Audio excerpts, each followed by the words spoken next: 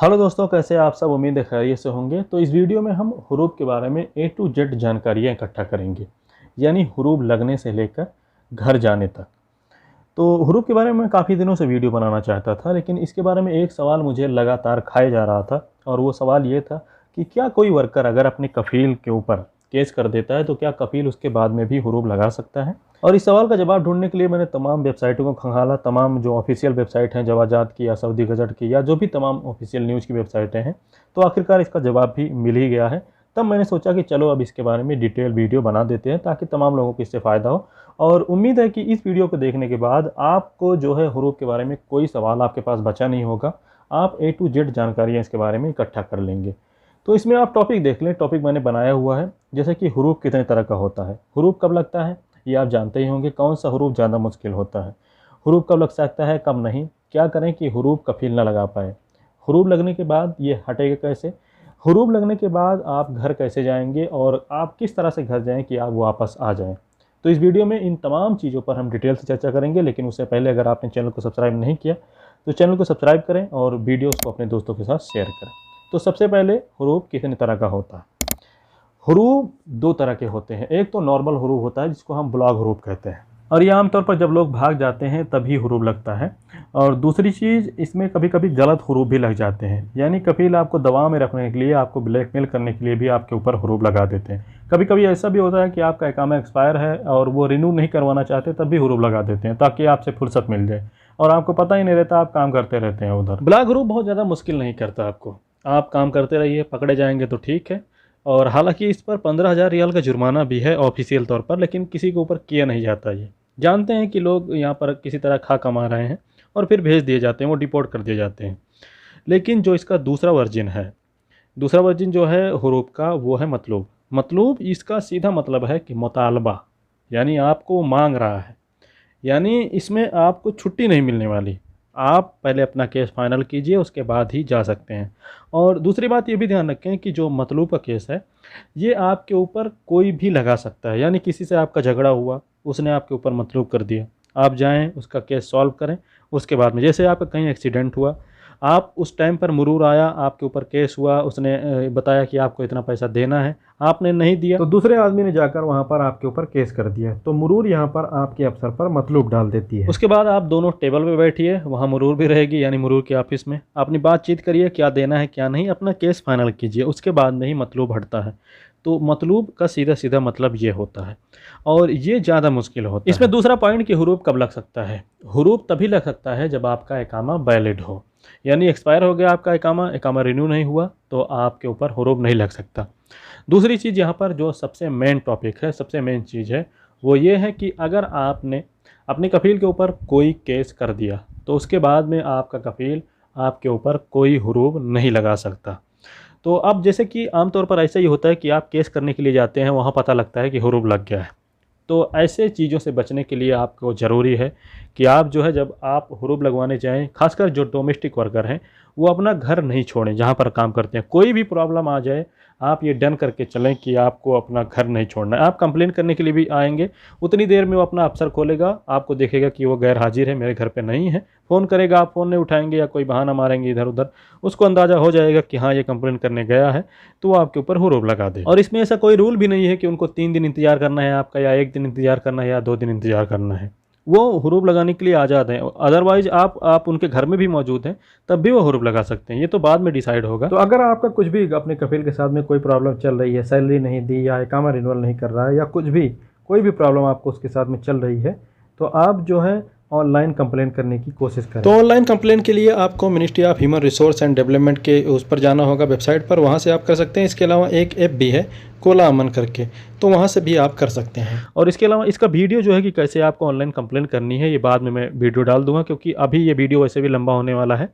तो अगर इसका भी वीडियो इसी में घुसेड़ दूंगा तो फिर ये बहुत ज़्यादा लंबा हो जाएगा, तो इसका अलग से वीडियो डाल दूंगा।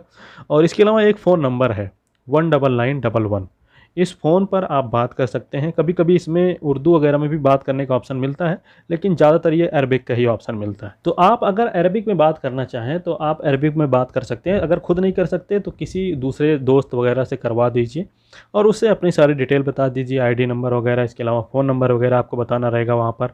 अपने कफ़ील का भी आपके पास फ़ोन नंबर रहेगा, वो भी वहाँ पर दे दें अगर वो मांगे तो। इसके अलावा उसकी आईडी नंबर भी मांग सकते हैं आपसे। तो ये सारी चीज़ें आपको आपके अफ़सर में मिल जाएंगी, यानी आपके कफ़ील का आईडी नंबर जो है वो आपके अफ़सर में मिल जाएगा। तो ये सारी चीज़ें जो है आपको वहाँ पर बतानी होगी। आप वहाँ पर कर सकते हैं, खुद कर लें अच्छी बात है, नहीं कर सकते दोस्त यार से करवा दें।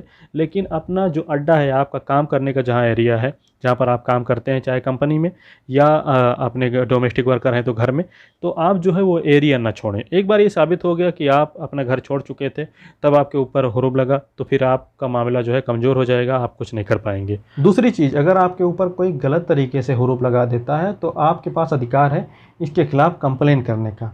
और इसके अलावा इस पर भारी जुर्माना है तमाम कफीलों पर, अगर कोई अपने वर्कर पर गलत तरीके से हुरूब लगाता है। इस पर मिनिस्ट्री ऑफ लेबर ने सख्त रवैया अपनाते हुए कहा था, एक आर्टिकल छपा हुआ था 2019 के आखिर में, उसमें कहा गया था कि किसी भी मालिक को, किसी भी कफील को यह हक नहीं है कि वो अपने वर्कर के फ्यूचर के साथ खेलें। फ्यूचर के साथ खेलना यही है कि अगर आपके ऊपर हुरूब लगता है तो आप दोबारा जो है सऊदी अरबिया नहीं आ सकते। तो इस पर 1 लाख रियाल का जुर्माना है। इसके अलावा उनको अगले 5 सालों तक वर्कर रिक्रूट करने से बैन कर दिया जाएगा, यानी वो अगले 5 सालों तक किसी भी वर्कर को बुलाने के लिए वीज़ा नहीं निकाल सकेंगे। तो अगर आपके ऊपर कोई गलत तरीके से हुरूब लगाता है तो आपके पास 2 ऑप्शन है, आप डायरेक्ट भी कंप्लेन कर सकते हैं, इसके अलावा ऑनलाइन भी कर सकते हैं। और ध्यान रखें कि जब आपके ऊपर हुरूब लग जाए तब आप अपनी कंपनी न छोड़ें। इससे आप ये आसानी से साबित कर पाएंगे कि मैं तो काम कर ही रहा हूँ, फिर मुझ पर हुरूब क्यों। क्योंकि हुरूब और सिर्फ आपके भागने के लिए होता है, बाकी मैटर आपको आपस में सेटल करने होते हैं। हुरूब सिर्फ और सिर्फ तब लग सकता है जब आप अपनी काम करने वाली जगह को छोड़ दें। और हुरूब लगने के बाद में आप चाहें तो ऑनलाइन कंप्लेन करें और या डायरेक्ट कर दें, क्योंकि अब तो एक बार जो होना था वो हो ही गया है, अब आपको साबित करना है। और ये साबित हो जाता है कि आपके ऊपर लगा हुआ हुरूब गलत था तो कफील मजबूर हो जाएगा आपके साथ कंप्रोमाइज़ करने के लिए। और हमें इतना ही चाहिए, हमें जो चीज़ें चाहिए, यानी हमारा हुरूब हटा दो, सैलरी बाकी है सैलरी दे दो, छुट्टी चाहिए छुट्टी दे दो, फाइनल एग्जिट चाहिए फाइनल एग्जिट दे दो। और जब आपका मामला सेटल हो जाए, यानी हुरूब वगैरह हट जाए, तो आप हमेशा कोशिश करें कि वो कंपनी छोड़ दें कंपनी, क्योंकि एक बार आपकी उस कंपनी के साथ मगजमारी हो गई है और आप उसको कोर्ट तक घसीट ले गए, तो आपका रिलेशन जो है उसके साथ अच्छा नहीं रहने वाला। एक बार मगजमारी हो जाए तो आप जो है कंपनी छोड़ दें, आपका हुरूब वगैरह ख़त्म हो गया, फाइनल एग्जिट मारें, अपने घर जाएँ और उसके बाद में फिर दोबारा नई कंपनी ज्वाइन करें। ये बेहतर ऑप्शन रहेगा, वरना ये जो एक बार मगजमारी शुरू हुई है वो हमेशा चलती रहेगी। ये तो हुरूब खत्म होने तक हमने देख लिया, अब देखते हैं कि जिनका हुरूब नहीं खत्म हुआ वो अपनी कंट्री कैसे जाएंगे। इसके लिए आपको अपनी कंट्री के एम्बेसी में जाना होगा, वहाँ पर वो फॉर्म भरवाते हैं आपकी प्रॉब्लम के हिसाब से। तो आप जो है वहाँ पर फॉर्म भरें, उसके बाद में आपको टोकन दिया जाता है और उस फॉर्म का, यानी आपका, वो आपकी एम्बेसी मिनिस्ट्री ऑफ लेबर से अप्रूवल लेगी।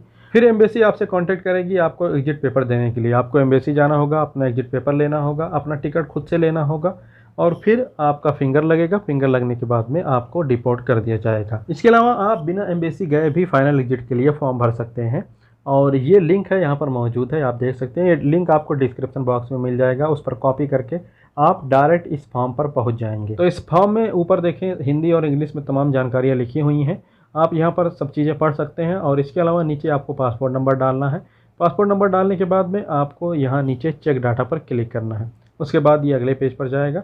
तो अगले पेज पर आपको सारी जानकारियाँ भरनी होंगी, कुछ भरी हुई मिलेंगी, कुछ आपको भरनी रहेंगी। और यहाँ पर एक चीज़ मैं और बताता चलूँ कि यही फॉर्म उन लोगों को भी भरना है, सेम यही फॉर्म, इसी लिंक पर यही फॉर्म उनको भरना है जिनका इकामा एक्सपायर है और वो फाइनल एग्जिट जाना चाहते हैं, छुट्टी नहीं, फाइनल एग्जिट जाना चाहते हैं, तो उनको यही फॉर्म भरना है। इस फॉर्म के जरिए एक्सपायर इकामा वाले जाकर वापस भी आ सकते हैं, यानी वो नए वीज़े पर आ सकते हैं, क्योंकि एक्सपायर इकामा जो है, इकामा रिन्यूअल करवाना वो कफील का काम रहता है, इसमें वर्कर की कोई गलती नहीं है, तो इसलिए जाकर वो वापस भी आ सकते हैं। तो ये सारी चीज़ें डालकर जब आप इसको नेक्स्ट कर देंगे, सबमिट कर देंगे, तो फिर आपको एक टोकन नंबर मिलेगा और फिर आपको एम्बेसी जाने की ज़रूरत नहीं है, एम्बेसी आपसे खुद कांटेक्ट करेगी। बाकी का प्रोसेस वही है जो अभी मैंने पहले आपको बताया।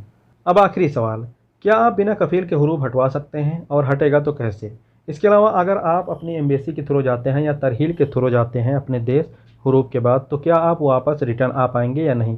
कितने दिनों का बैन लगेगा? तो इसका सीधा सीधा जवाब है कि आपके ऊपर से हुरूब वही हटा सकता है जिसने लगाया है। इसमें कोई भी शॉर्टकट नहीं है। कोई कितना भी कहे कि मुझे इतने पैसे दे दो मैं करवा दूंगा, कितने भी कॉन्फिडेंस के साथ में कहे, ये बिल्कुल नहीं होगा किसी भी सूरत में। ये पहले होता था लेकिन अब ये बिल्कुल भी नहीं होता। इसलिए अपने पैसे बर्बाद ना करें, आप लीगल तरीके से अपने हुरूब हटवाएं अपने कफ़ील के थ्रू। यही एक लीगल तरीका है। आप किसी दूसरे तरीके से करते हैं, पकड़े जाते हैं, तो फिर आप जो है डिपोर्ट नहीं किए जाएंगे, बल्कि इलीगल एक्टिविटी में पकड़े जाएंगे और इलीगल एक्टिविटी में आपको भारी सजाएं होंगी, आप जेल में ही सड़ते रहेंगे। तो इसलिए लीगल तरीका अपनाएं, अपने कफ़ील को राज़ी करें जिसने आपके ऊपर हुरूब लगाया है।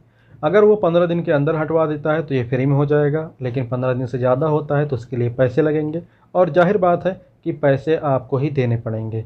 तो आप जो है कोई भी काम करें तो सोच समझ कर करें, अपने पैसे जो है फालतू लोगों के चक्कर में बर्बाद ना करें। तो अब रह गई बात हुरूब के बाद वापस आने की। तो एक बात आप सब लोग अपने कानों में अच्छी तरीके से डाल लें कि हुरूब के बाद अब कोई भी डिपोर्ट किया जाए या एम्बेसी के जरिए जाए, वो अब वापस किंगडम में नहीं आ सकता सिवाय हज और उम्रा के।